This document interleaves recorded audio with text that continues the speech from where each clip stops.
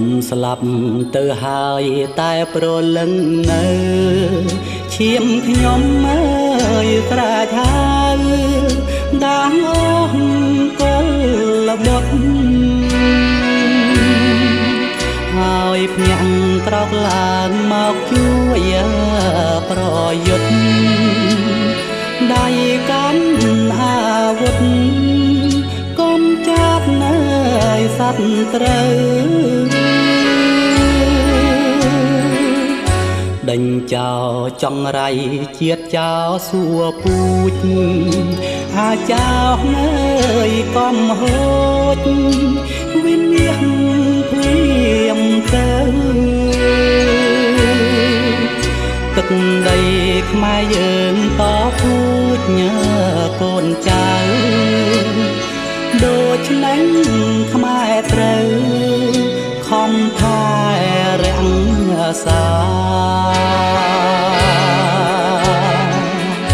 សម្រែឈាមខ្មែរអ្នកស្នេហា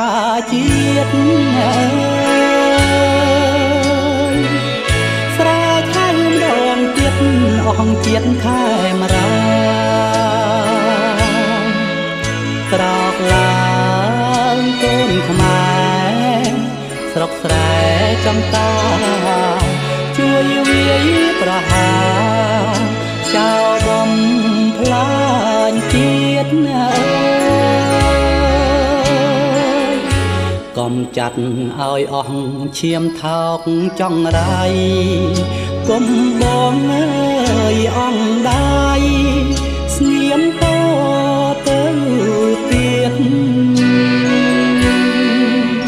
បើស្លាប់ក្នុងនាមស្មោះត្រង់ស្រង់ជាតិស្លាប់10ដងទៀតរឹតតែប្រសើរ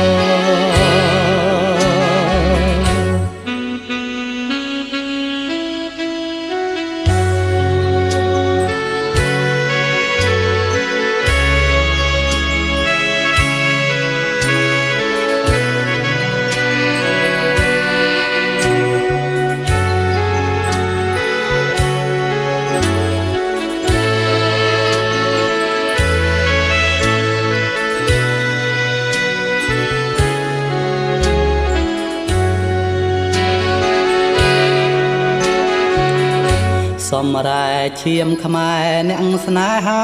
ជាតិស្រែខែម្ដងទៀតអស់ជាតិខែមរាក្រោកឡើងកូនខ្មែរស្រុកស្រែចំតាជួយវាយប្រហារចៅបំផ្លាញជាតិកុំចាត់ឲ្យអស់ឈាមថោកចង្រៃ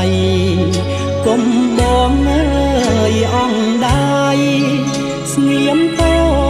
ទៅទៀតបើស្លាប់ក្នុងនាមស្មោះត្រង់ស្រង់ជាតិស្លាប់10ដងទៀតរឹតតែប្រសើរ